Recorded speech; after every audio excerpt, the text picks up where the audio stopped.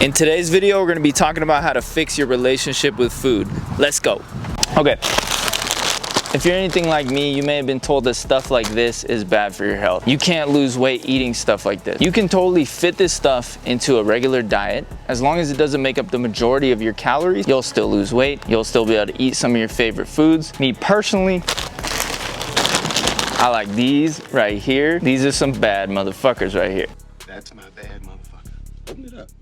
So there was this nutrition professor. His name was Mark Hobb, and he is famous for something called the Twinkie Diet. What he did is he pretty much had stuff like this, Hostess cakes, Twinkies, protein shake for, I think it was like for 12 weeks. And he lost a total of 20 something pounds, improved his health, improved his blood markers, he improved his cholesterol, he improved all of the health issues that people struggle with by eating a processed food diet. Now, am I saying you should have Twinkies if you want to lose weight? Probably not. But what I think this guy proved is that you can still eat this kind of shit, improve your health, lose weight, and not cut out your favorite foods. If you want to lose fat, if you want to improve your relationship with food, eat more protein at every single meal. And one of the best ways to do this is to make protein the base of a meal. What you want to be aiming for is around 30 to 40 grams of protein at every single meal. And that may seem like a lot right now, but that's only about a palm-sized portion of protein. You're going to feel more full, you're going to recover better from your workout, you're going to lose more weight, you're going to be able to manage your cravings better, you're going to be able to manage your blood sugar better, and trust me, you're gonna feel like you have more energy and you're more full between meals. Overall, it's just a hack if you want to stay full in a calorie deficit.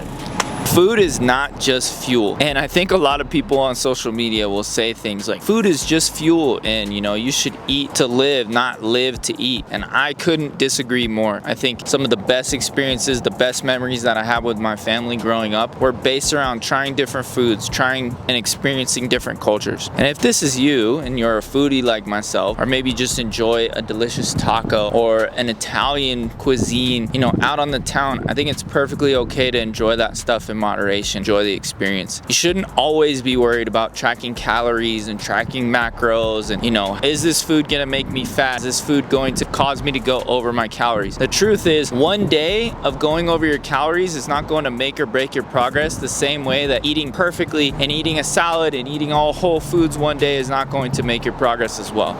So yeah, food is not just fuel, it's culture, it's life, and it should be enjoyed. All right, so one of the most important things that I created for myself was a rule that I would never skip dessert, no matter what, no matter if I'm in a calorie deficit or not. And I think this helped me a lot with my fat loss goals, because I used to think that if I'm trying to lose fat, I can't have things like ice cream, I can't have cookies, I can't enjoy some of my most favorite foods. It may not be Ben and Jerry's that I have every single night, but I make sure that I either have some light ice cream, or I have some cookies, or I fit something I'm really craving into my calories every single night. It helps me stay on track with my fat loss, control my cravings, and I never feel like I'm being deprived. And I think this helps you create a better balance with your nutrition, because we're not robots. There's gonna be some days where we're really hungry, and then some days we're not hungry at all. And so giving yourself the flexibility to be able to pick and choose those days on which you want to eat a little bit more food, a little bit less food is really important. I think it helps create a better relationship with food. I think a lot of people